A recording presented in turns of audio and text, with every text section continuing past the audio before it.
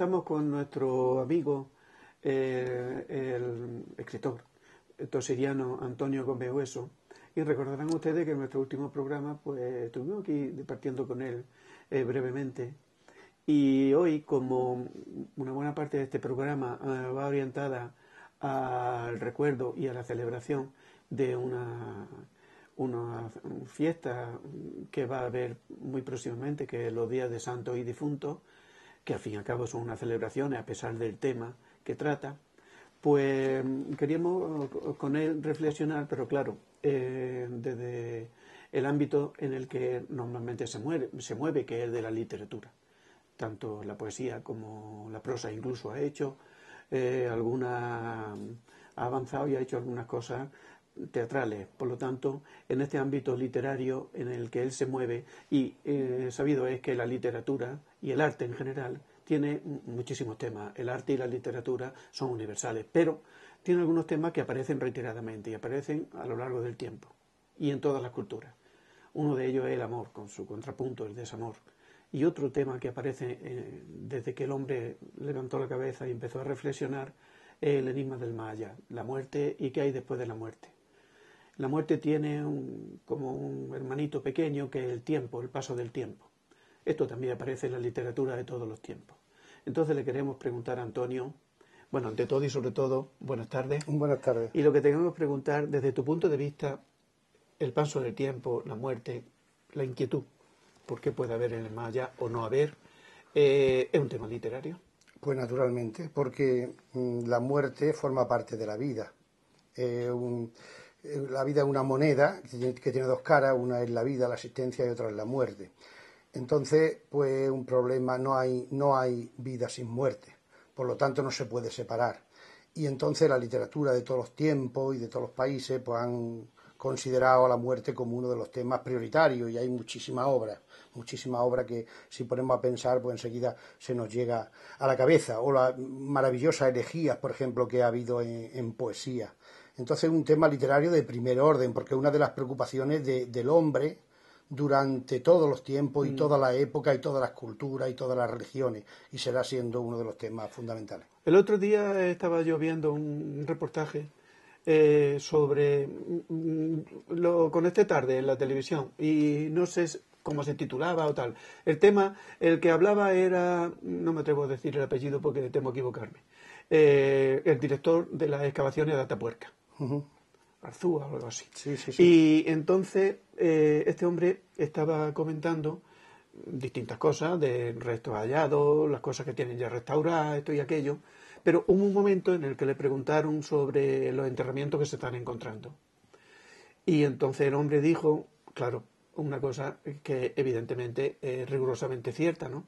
El hecho de que el ser humano entierre a sus congéneres, a otro ser humano que ha muerto, y lo ponga en un sitio y le ponga tierra encima, quiere decir que de alguna manera está llevando a cabo un ritual de enterramiento, por lo tanto un ritual funerario. Por lo tanto ya ese ser humano no es como nuestros antepasados más antiguos, que eran pues como los monos o similares, y que el que moría se quedaba en el suelo, y allí los carroñeros se lo comían. Entonces, incluso presentó unas imágenes en las que se representaba unos hombres primitivos, pero ya hombres modernos, quiero decir, ya hombres que pensaban y que le ponían unos cueros encima y lo enterraban. Probablemente, y hablaba de cientos de miles de años, porque Atapuerca es de cientos de miles de años, empezó y ya se ha visto que es muy antigua. Entonces quiere decir que esta inquietud, esta preocupación, este ritual funerario es antiquísimo. Sin embargo, hay otra cosa que, bueno, como la literatura escrita es muy reciente, solamente de 3 o 4 mil años, en Egipto y tal, pero muy reciente. Pero las leyendas de tradición oral, pero probablemente la inquietud por el más allá, ¿qué hay más allá de la muerte o qué no hay? Esa inquietud es también indudablemente un tema que inquieta al hombre de todos los tiempos y que él ha llevado a escribir.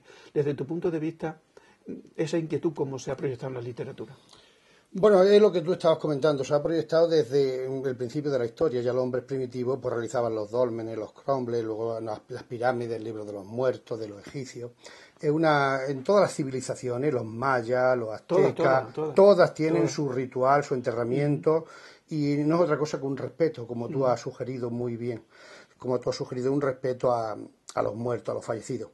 Yo es que creo que las civilizaciones muy cultas, y pongo como ejemplo la japonesa, se caracterizan por un gran respeto y una gran sensibilidad a las personas que han fallecido. A los antepasados, ¿verdad? Sí. Una especie de culto. De culto, exactamente, casi de culto que me parece muy correcto y está muy bien, y todas las culturas lo tienen. Quien verdaderamente no ejercita, digamos, sensibilidad hacia la muerte, ni cultura hacia la muerte, pues son todos estos casos que hemos visto, las guerras, por ejemplo, en donde a los muertos se les sigue enterrando en fosas comunes, o por ejemplo los terroristas. Estos son verdaderamente, por ejemplo, los regímenes totalitarios de los dictadores, el tiempo del nazismo. Estos son los que no respetan la muerte. O sea, la dictadura, digamos, son los que yo creo que no respetan la muerte. Por lo demás, todas las civilizaciones avanzadas se han caracterizado por un gran respeto hacia el tema de la muerte. En cuanto a lo que tú me preguntas, yo entiendo lo siguiente. Yo entiendo que la muerte, primero, eso que había yo comentado antes, que hay que aceptar que la muerte forma parte de la vida y que no hay vida sin muerte. Una vez que se acepta eso, bueno, la muerte, yo es que creo que realmente nos afecta de dos maneras. Una nos afecta como fenómeno externo a nosotros, porque nosotros no nos hemos muerto. Todo lo que observamos son muertes de familiares, de amigos, de animales queridos, pero no tiene nada que ver con nosotros. Tu propia muerte no la puedes ver, no la puedes percibir. Exactamente. Entonces, la muerte, digamos, como percepción externa nuestra, sabemos que existe, pero que no nos afecta. Pero evidentemente el tema de la muerte es un problema personal interior.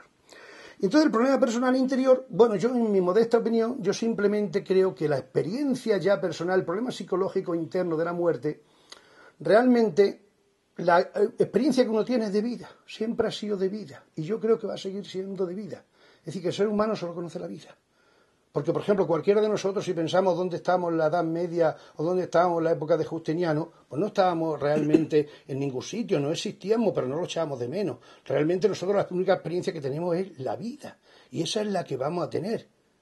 Porque cuando se produzca el fallecimiento nuestro no vamos ni siquiera a tener la experiencia de la muerte. No sé si me explico o me aproximo a lo que tú quieres decir. Sí. Entonces veo que hay dos conceptos. Por una parte, la muerte como fenómeno que tenemos ahí, como podemos tener el fenómeno de la monarquía, el fenómeno del maltrato a la mujer, un fenómeno objetivo.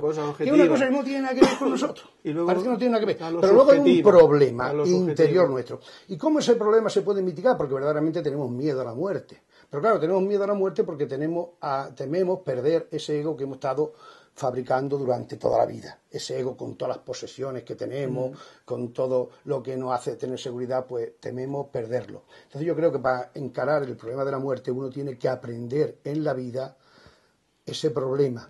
Yo tengo unos koan que son unas cositas pequeñitas del Zen, unas preguntas que le hacen un maestro que se llama, bueno, pero no me acuerdo, Kiyasu. Entonces le pregunta a los alumnos, y una de las veces que le preguntan algunas cosas sobre ¿cuál es el sentido de la vida, maestro? ¿Cuál es el sentido de la vida? Y el maestro del Zen pues, le da un porrazo en la cabeza y dice, la vida es el sentido. Diciendo que...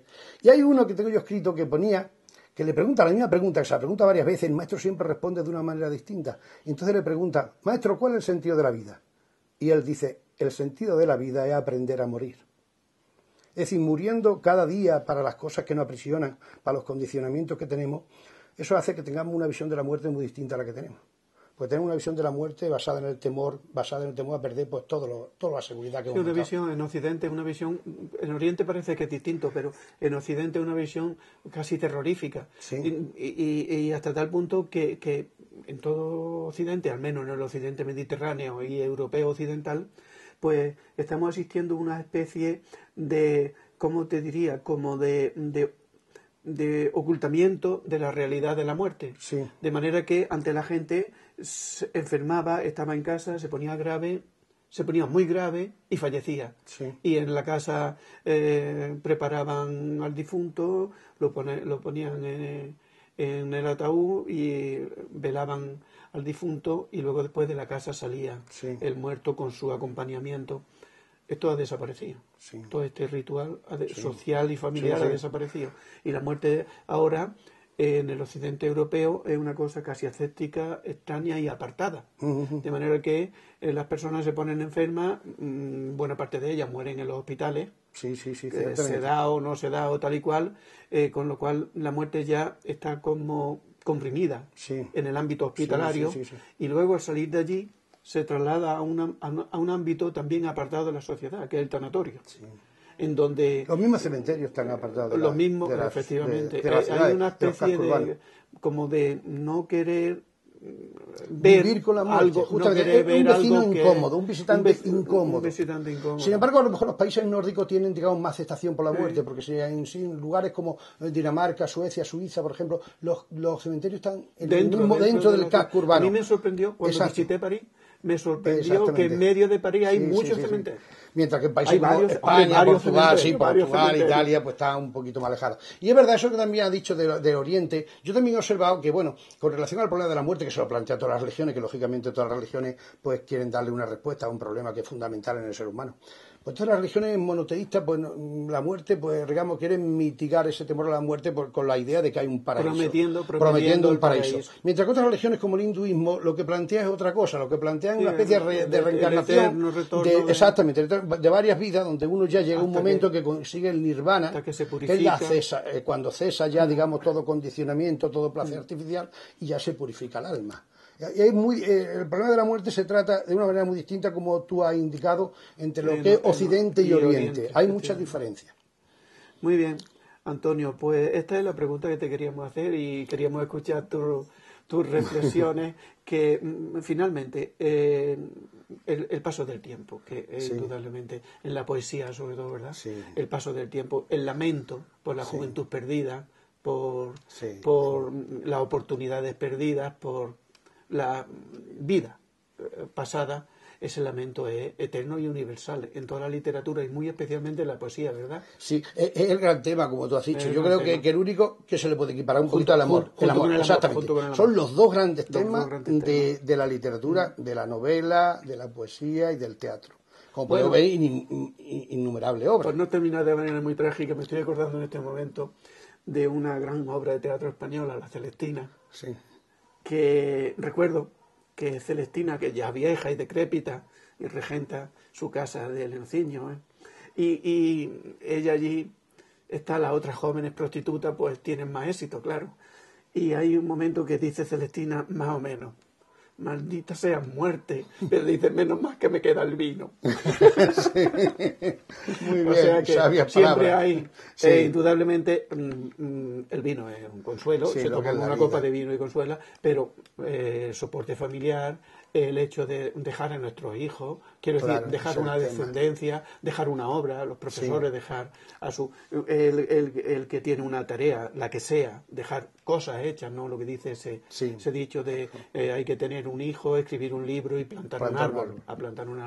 Ese dejar cosas hechas de alguna manera pues hace que nos perpetuemos, que algo de nosotros quede, no nos muramos del todo. Efectivamente, una lucha para dejar nuestra huella, exactamente, nuestra huella. Y ya esa lucha, bueno, pues aparece en el hombre. También es eterna, ¿verdad?